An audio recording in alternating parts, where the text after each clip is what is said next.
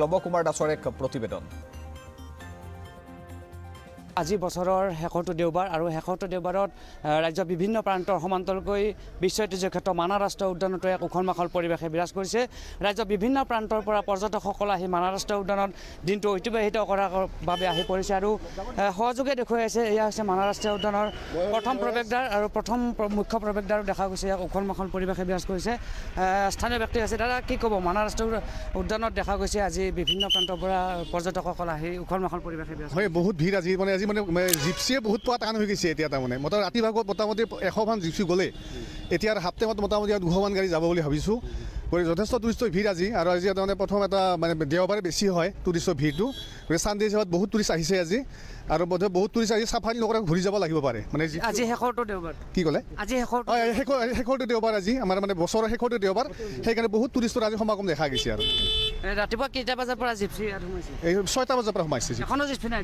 এতিয়া জিপচি বৰ্তমান নাই বুলি ক'ব পাৰি এতিয়া ক্ৰাইচিছ এতিয়া নাই পৰ্যটকসকল কোন স্থানৰ পৰা আহিছে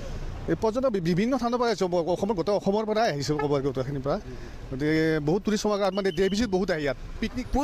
পূৰ্বৰ তুলনাত মানাহ ৰাষ্ট্ৰীয় উদ্যানত এইবেলি পৰ্যটকৰ সংখ্যা কেনেকুৱা মানে মোটামুটি ভালে আৰু টুৰিষ্ট সংখ্যা বেয়া নহয় হয় নিশ্চয়কৈ বিশ্ব ঐতিহ্য ক্ষেত্ৰ মানাহ ৰাষ্ট্ৰীয় উদ্যানত বিগত বৰ্ষৰ দৰে এইবেলিও পৰ্যটকৰে ভৰি পৰিছে আৰু আজি বছৰৰ শেষৰটো দেওবাৰত দেখা গৈছে এক লোকালকৰণ্য হৈ পৰিছে এয়া মুখ্য প্ৰৱেশদ্বাৰ আৰু মুখ্য প্ৰৱেশদ্বাৰ ইতিমধ্যে ৰাজ্যৰ বিভিন্ন প্ৰান্তৰ পৰা আহি লোকালকৰণ্য হৈ পৰা পৰিলক্ষিত হৈছে বিশ্বৰ পৰ্যটনস্থলীসমূহৰ ভিতৰত এক অন্যতম পৰ্যটনস্থলী হৈছে মানাহ ৰাষ্ট্ৰীয় উদ্যান আৰু এই মানাহ ৰাষ্ট্ৰীয় উদ্যানতে আচলতে বিভিন্ন ধৰণৰ জীৱ জন্তুকে ধৰি বিভিন্ন প্ৰকৃতিৰ সৌন্দৰ্য উপভোগ কৰিবলৈ পায় আৰু এই আজি বছৰৰ শেষৰটো দেওবাৰত এনেদৰে বিভিন্ন স্থানৰ পৰা আহিছে সহযোগে দেখুৱাই আছে এয়া হৈছে মুখ্য প্ৰৱেশদ্বাৰ ইয়াত বন বিভাগৰ লোকসকলে এনেদৰে জীপসমূহক এফালৰ পৰা ইয়াত নিৰীক্ষণ কৰিছে আৰু ইয়াত প্লাষ্টিক জাতীয় সামগ্ৰীসমূহো ইয়াত প্ৰৱেশ নিষিদ্ধ কৰা পৰিলক্ষিত হৈছে পৰ্যটকসকল আছে আমি কিছু জানিবলৈ চেষ্টা কৰিম ক'ৰ পৰা আহিছে বাইদেউ কা আছে दिल्ली हाँ जी क्या देखा डियर एलिफेंट्स कैसा लगा मानस बहुत अच्छा है हाँ थोड़ा सा राइनोज और टाइगर्स भी दिख जाते तो और मज़ा आता हाँ जी पहली बार या first time yes first time और आए गए मानस हाँ जी बिल्कुल स्टेज और वो सब बहुत अच्छे हैं यस थैंक यू হয় মানাহ ৰাষ্ট্ৰীয় উদ্যানৰ প্ৰাকৃতিক সৌন্দৰ্যকে ধৰি জীৱ জন্তু উপভোগ কৰা বুলি জানিবলৈ দিছে ৰাষ্ট্ৰীয় উদ্যানখনৰ